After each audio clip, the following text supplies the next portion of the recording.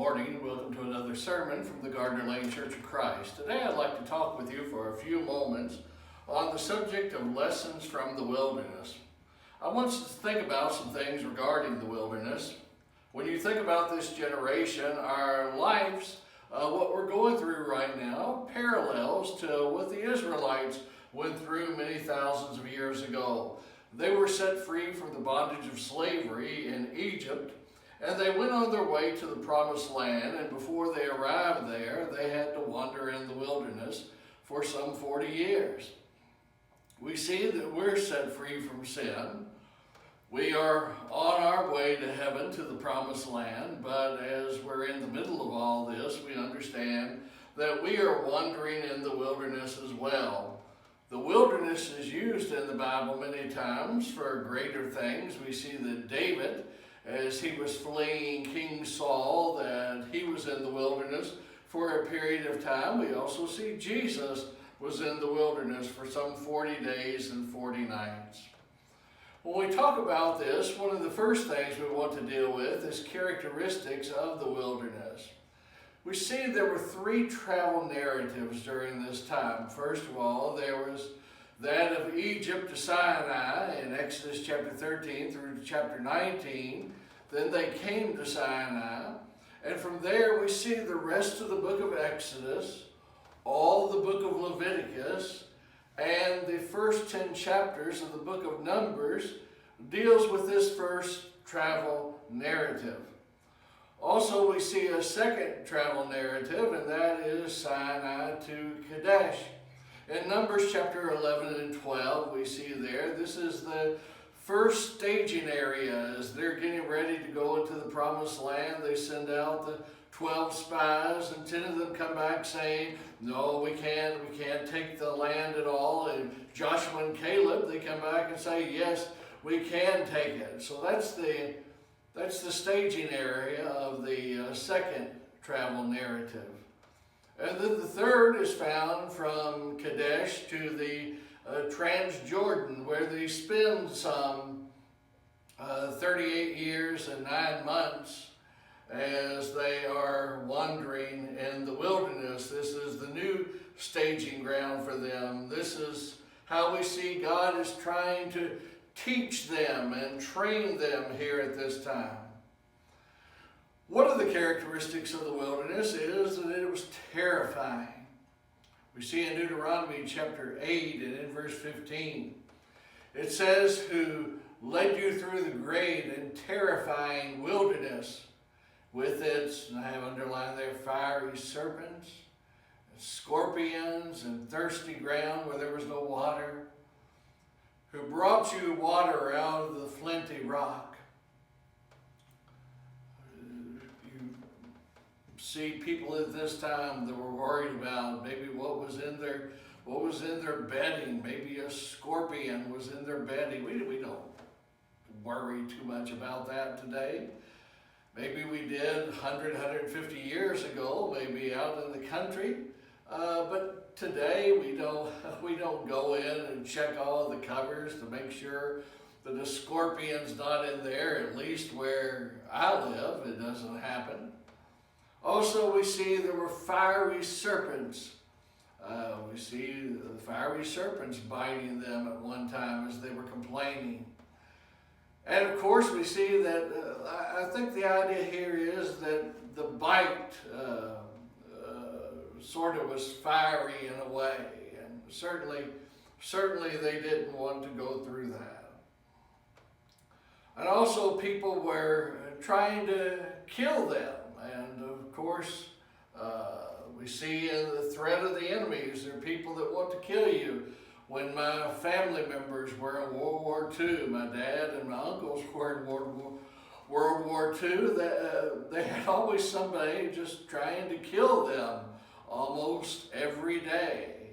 And of course, we don't have that threat right now. I don't believe that someone is trying to kill me every day. Also, we see deaths. We see they started out with 603,550 fighting men.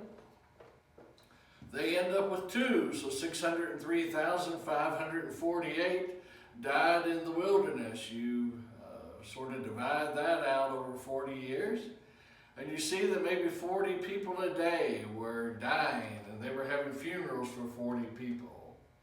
The New Testament parallels our life to this generation. The characteristics of the wilderness in Hebrews chapter 3 and in verse 17 beginning. And with whom was he provoked for 40 years? It was not those who sinned, whose bodies fell in the wilderness. And to whom did he swear that they would not enter his rest, but to those who were disobedient? So we see that we are unable to enter because of unbelief. Therefore, while the promise of entering his rest still stands, let us fear lest any of you should seem to have failed to reach it.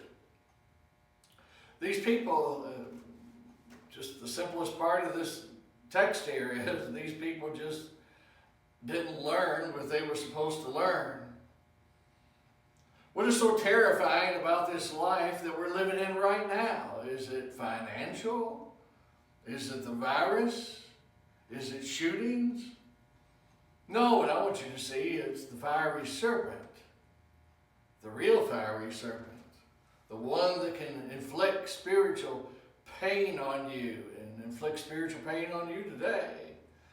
But we understand that in that time they were under God's control. In Numbers chapter 9 and in verse 23 it says, at the command of the Lord they camped, and at the command of the Lord they set out.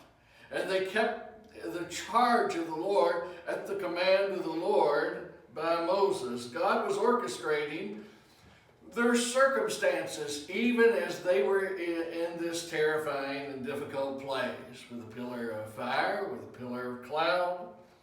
And today, in the middle of what everyone is going through today, we understand that God is still in control. When God wanted the wilderness to teach, well, he wanted them to reveal impurities in Deuteronomy chapter 8. And in verse 2, Deuteronomy chapter 8, and in verse 2, it says in verse 2, and you shall remember the way which the Lord God has led you in the wilderness these 40 years, that he might humble you, testing you to know what was in your heart, whether you would keep his commandments or not. Remember that God led you during this time of trial. And God was trying to reveal. He was trying to reveal to them what was in their heart.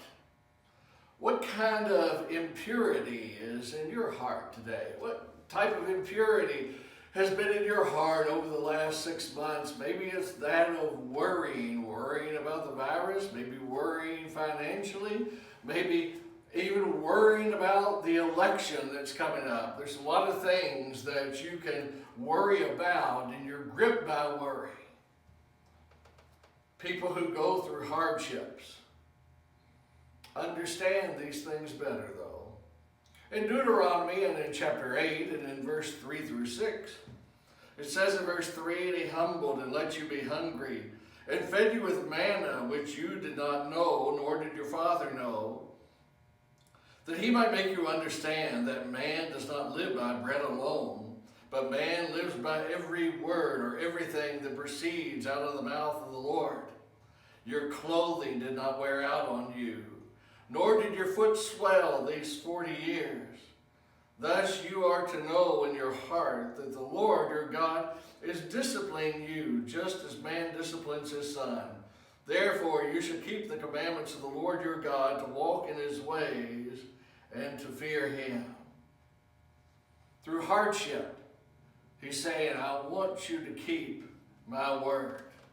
An example of this was collecting manna.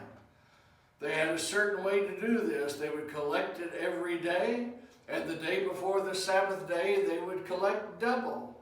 And we understand if they decided, well, I'm going to collect double on Monday, so I don't have to do it on Tuesday, that the manna would ruin, it would spoil. They had the Word of God to lead them in the way that they should go concerning this. Joshua, when they were getting ready to cross the Jordan River, he said, now when the feet of the priests touch the Jordan River, as the Jordan River's running, the water is going to go back, and you all are going to go across on dry land.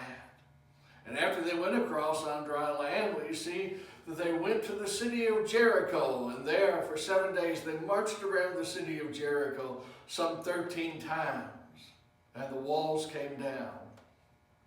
But in the middle of those two things, after they had crossed the Jordan River, before they went and they fought against Jericho, we understand that God told them, I want you to sit down and I want you to be circumcised. All you men, I want you to be circumcised. And of course, the men, they might say today, well, let's put this off, Lord, or maybe you can do this miraculously for me. No, they did, according to the word of the Lord. Mindsets that prevent us from learning. One is that of dwelling on the past. We see in Exodus chapter 14 and in verse 12, it says, is this not this what we have said to you? Leave us alone that we may serve the Egyptians. For it would have been better for us to serve the Egyptians than to die in the wilderness. This is almost immediately after their delivery from bondage. They began to complain. In Numbers chapter 11, verse 5, it says, we remember the fish we ate in Egypt that cost us nothing, the cucumbers, the melons, the leeks, the onions, the garlic. And then again, in Numbers chapter 21, and in verse 5, it says, the people spoke against God and against Moses. Why have you brought us up out of Egypt to die in the wilderness? For there is no food, no water, and we loathe this miserable food.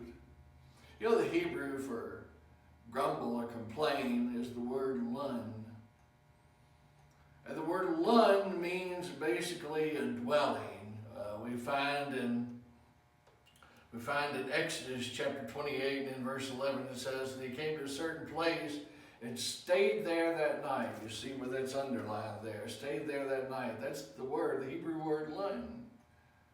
This is where he dwelled. And a lot of people, they have on their mind right now things of the past. Things that they're dwelling on. And of course we understand that's not supposed to be the case. Over in Philippians and in chapter 3 and in verse 13. Philippians chapter 3 and in verse 13. We see there in verse 13. He says, brethren, I do not regard myself as having laid hold of it, but this one thing I do, forgetting what lies behind. Don't dwell on the past. Forgetting what lies behind. That's a command of God. You don't dwell on the past. He says, you reach forward to what lies ahead. I don't know what's going to happen with this coronavirus. People say, well, I just can't wait to get back to normal. I don't know what the normal is going to be in the future. It might be totally changed from what we've done before. But I do know this one thing, and that is that God tells me I'm not supposed to dwell on the past. I'm supposed to look to the future. We thank you for listening today, and we hope you'll tune in again next week to another sermon from the Gardner Lane Church of Christ.